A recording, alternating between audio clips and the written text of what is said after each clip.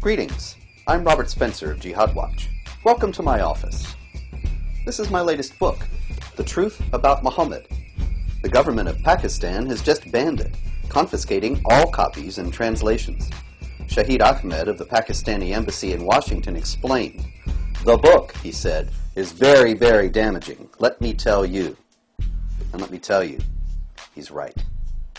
The book, for example, details the choice that Muhammad directed his followers to offer to non-Muslims: conversion to Islam, subjugation without equality of rights with Muslims under the rule of Islamic law, or war. I found that in another book, Sahih Muslim, a collection of hadith, traditions of Muhammad and the early Muslims that Muslims consider reliable.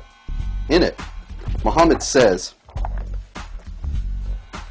"When you meet your enemies who are polytheists, invite them to 3 courses of action.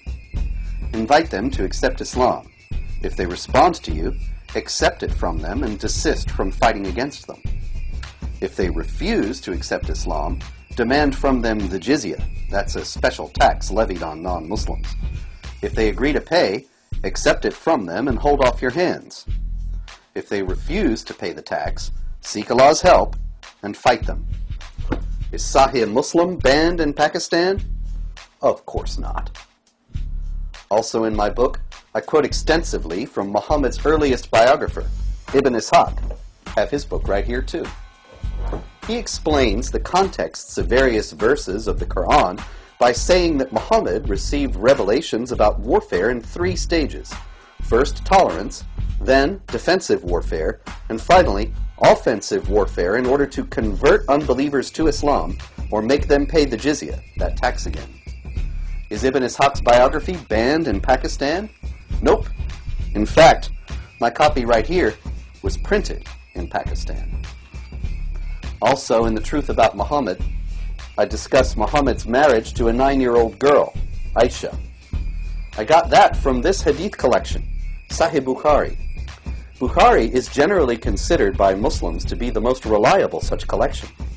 According to Bukhari, the Prophet consummated his marriage with Aisha when she was 9 years old. Imitating the Prophet of Islam, many Muslims, even in modern times, have taken child brides.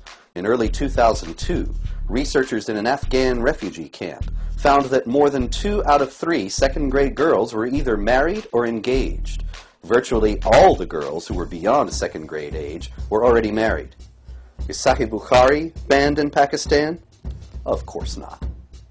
Since I based my book entirely on Islamic sources, the objection that Pakistani authorities have to it cannot reasonably be based on what I actually say about Muhammad, but only on the fact that I hold him to a moral standard that is different from the one he delineated for himself.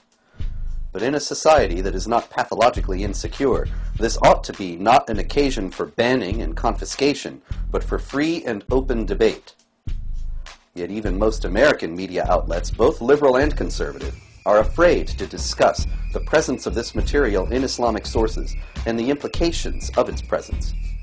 By this self-imposed silence, they are rendering impossible the very Islamic reform they claim to support. I'm Robert Spencer for Jihad Watch. Thank you for visiting my office.